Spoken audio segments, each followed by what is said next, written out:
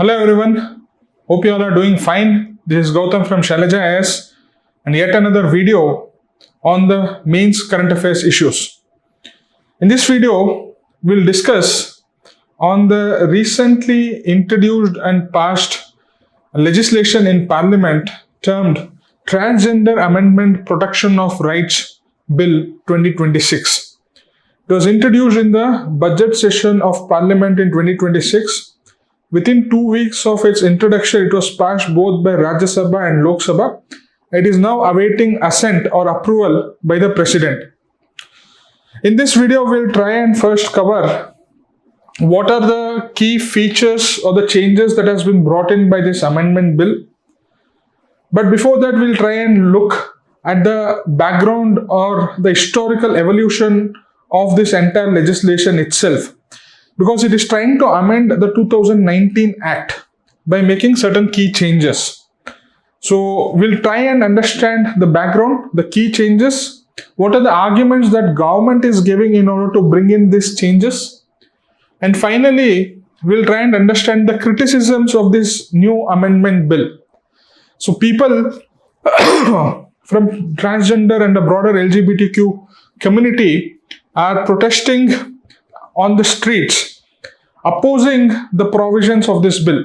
We'll try and understand what are the concerns by this community regarding this provisions. Okay. But first and foremost, you need to know that gender as an identity is not binary in the present day, or in fact, since ancient times, there is always another identity apart from your male and female. And that has been recognized even in our ancient texts. And that is the social reality. But what has happened in the modern India is that this particular third gender were marginalized in the society, were not accepted in the society. They were considered as unnatural. They were abandoned by their own families. They were not given a right to stay within the mainstream society. They were not given they were not given proper places of residence. They used to live in some outskirts of cities. They were not given livelihoods. Most of them are forced into sex work or begging. They were not given access to educations because schools are not welcoming of such kinds of people. As a result, they could not upgrade themselves with the right skill set. Therefore, they could not get right employment opportunities. And more often than not, they were not given proper medical treatments because of lack of proper documents. Right? So, the fight by the transgender community for recognition that we are a separate gender, and the fight for getting access to some of the basic essential needs of life has been going on for the last several decades. And it culminated in your 2014 Supreme Court judgment under the case of NALSA versus Union of India. NALSA is your National Legal Services Authority. It is a statutory body established by the Union law passed in 1987, National Legal Services Authority Act of 1987. This authority's major intention or objective is to provide legal services to weaker and marginalized sections of society. Now, the transgender community, through this NALSA, filed a case in Supreme Court demanding for recognition and demanding for access to the welfare measures from the government. And Supreme Court eventually agreed to their argument, agreed to their grievances, and clearly stated that from now on, we need to identify a third gender. So earlier, for example, as simple as your railway ticket booking, if you give your name, there is option of male, female, and third gender or transgender. That option was not there before 2014. After 2014, under this NALSA judgment, Supreme Court said you have to compulsorily give option of filling the third gender Okay, so that is a recognition of the identity itself, and that is trying to bring this marginalized community into the mainstream society and not being treated as something abnormal. It is normal that certain people are born with those kinds of identities. Just like how male identity and female identity is natural, similarly, a third transgender identity is also as natural. Is the argument which the Supreme Court sent out by mandating the recognition of the transgender. Second thing, it upheld that self-identification as a fundamental right. So any person can come and declare himself or themselves as a transgender. They need not have to get any approval from anyone else. So that was one of the important landmark judgment by the Supreme Court in this case, and that is the crux of the concerns that are being expressed against the new amendment bill. Okay, so a person can come or identify himself as a transgender, themselves as a transgender, and he need not have to get any permission from anyone else. Supreme Court had said that you can do that, and Supreme Court also directed the union government to provide reservations and welfare measures for this oppressed and marginalized community.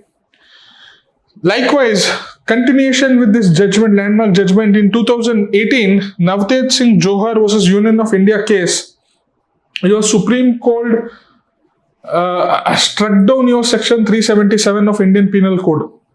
Now, what this section 377 of Indian Penal Code was doing was that it was criminalizing homosexual activities. Any unnatural sex, especially if your gay sex, was considered as unnatural. Therefore, it was considered as a criminal offense. So, therefore, homosexuality itself was considered as a criminal offense as per the provisions of the law. In Navtej Singh Johar versus Union of India case in 2018, Supreme Court struck down this Article 377. So, homosexuality was no more a criminal act, right? And it's recognized sexual orientation and protected your gender identities under Article 14, 15, and 19 and 21. Okay, so it said that whatever is the sexual orientation of a person, that is none of the business of state. If a person is straight, accepted. If it is correct. If a person is gay or lesbian, that is correct. If a person is bisexual, that is also correct. So they said that sexual orientation is protected, and it's an integral part of your Article 14, Article 19, Article 21. Right? Continuing with this, in K.S. Puttaswamy case, which was again a landmark judgment, whereby it upheld right to privacy as integral part of your right to life. And under this right to privacy, Supreme Court said that right to privacy also includes your right of sexual orientation and your gender identity. So consecutively or progressively, we are seeing recognition of or protection of transgender community as a whole. And in 2019, since Supreme Court had given a directive to undertake welfare measures or you can say provide reservation for this community, in 2019, the Union Parliament passed a legislation called as Transgender Persons Protection of Rights Act of 2019, whereby it defined who all are constituted as transgenders, whereby it allowed for self-identification as was given in your NALSA versus Union of India case 2014. It said that, or it prohibited any sort of discrimination against transgenders. If transgender people are being discriminated on the basis of their identity, it is considered as criminal. It also stated that these people have the right to residence and provided certain safeguards from being abused by state and non-state authorities.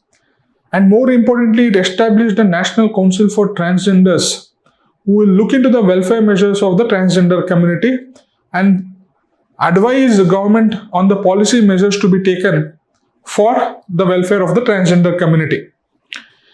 So that is considered, everyone uploaded such a legislation, so on and so forth. So India was considered as one of the role model countries where the judiciary as well as the legislations are providing welfare measures, are providing institutional measures to recognize and protect one of the marginalized communities of the society. But what really happened from 2020, 2021 onwards, there was something called as a woke phenomenon that unraveled in your USA, where the debate arose of multiple pronouns, where the debate arose of fluid identities, and it became too confusing for a normal person, and conservative sections of society felt that where is the generation heading towards? I think there was a lot of debate on your media platform as well regarding this fluid gender identities, where one recognizes themselves as first a male, then female, then other things, right? So in such a scenario, I think the government of the day felt that we need to somehow narrow down the definition part of it. We need to make sure that the definition is more clear, so that it is not broad or vague, and so that it is not so that the definition is going to help us identify genuine oppressed transgender community. So in that context, the key amendment that was introduced in the 2026 bill was that self-identification was completely removed. So now, as per the provisions of this bill, only if it is following within the ambit of the definition given in the bill, whereby it has said biology. Okay, sometimes what happens, a person is born physically as male, but your entire hormone system, your entire worldview is a female. And that is why most of these people try to undergo sex change surgeries, where male reproductive organ is removed and sort of a female cosmetic, so that surgery is being undertaken so that they completely identify themselves as a female. And you see that Thailand is one of the famous destinations for undertaking this sex change surgeries, right? So the definition says that only people belonging to that category, whereby the biology itself is like that. Second thing, they are restricting to certain communities like Hijra community. There are names of these communities in multiple states and regions. So I said that only people who belong to that community can be considered themselves as transgenders. So self-identification is removed, right? So identity is no more a personal or an internal experience. It is no more a personal or an internal experience, but a biological or a social category to be externally verified. So earlier, this was not the case. Earlier, if you identify yourself as transgender, no one would ask questions, because it is something of an internal thing, it is something of a personal identity sort of a thing. Now, for example, if you identify yourself as a Hindu or a Christian or a Muslim, do you think anyone will come and ask you? Do you think you're supposed to prove that you're a Christian? No. Suppose you identify yourself as a Kannadiga or a Tamilian or a Teluguite or a Marathi or a Manipuri. Do you think you have to externally prove to someone? Because these are all something which is internal experience and personal identities. But in the case of transgender, especially people who are self-identifying themselves as belonging to that broader community, now they don't have that freedom or liberty. Right? Another recommendation or another change which has been brought in this bill is that it was there in the 2019 Act also, that any person who identify himself or identify themselves as a transgender community has to get such certificate from the district magistrate. Now also this getting certificate from the district magistrate is there, but they have introduced another condition that before the DM issues the certificate, a medical board recommendation is mandatory. So a person has to go to a medical board get themselves examined, get their recommendation, yes, this person is a transgender person, then take that opinion of a doctor, go to a district magistrate, and get the certificate that, okay, this person is a transgender person. So all this particular measure, a bureaucratic measure, has been introduced in the 2026 Amendment Bill. Third thing is sexual orientation has been explicitly removed from the definition. Earlier, it was implicit. So because of the K.S. Puttaswamy judgment, because of Navtej Singh Johar judgment, it was understood that sexual orientation and sexual identity are one and the same. But in this bill, they are explicitly mentioning that there is a separation between gender identity and sexual orientation, and the sexual orientation is not being included under the ambit of this bill. You see the changes that is being bringing in. They're narrowing down the definition to biology. They're saying that sexual orientation or self-perceived identity is not recognized. They're saying that if a person is supposed to be identified as a transgender, he has to get a certificate from district magistrate. And district magistrate can only issue the certificate after getting recommendation from a medical board. Okay, so these three are the changes. Also, they made some of the penalties much more stricter in case of any discrimination meted against transgender community. And they have said that forced identity conversion is now a criminal part. So you cannot push any person to convert into a transgender or other things. So that has been now explicitly come. These two provisions are being welcomed. These two provisions say that correct, stricter penalties is needed so that it creates a deterrence in society and transgender community can move with much more confidence in the society. And they say that, okay, since if any person is involving in this forced identity, he should be criminalized. These two provisions have been welcomed. Now, why the government has brought in these changes? Because government felt that the definition that it was having earlier was much more broad-based, much more vague, and it provided scope for being misused, and that broader definition did not accurately identify the most oppressed or most needed people. So they narrowed down the definition. That is the argument from the government side. Second thing they say is that the medical board certification or recommendation provides authenticity to the entire certificate issuing process itself. Right? And they also say that we are not against transgender community. In fact, we are for transgender community. We have established multiple welfare boards in states, and they are taking measures in order to take care of this transgender community. Right? And you also see that we are imposing stricter punishments. So this shows that we are committed to the protection of transgender community. This is the argument of the government.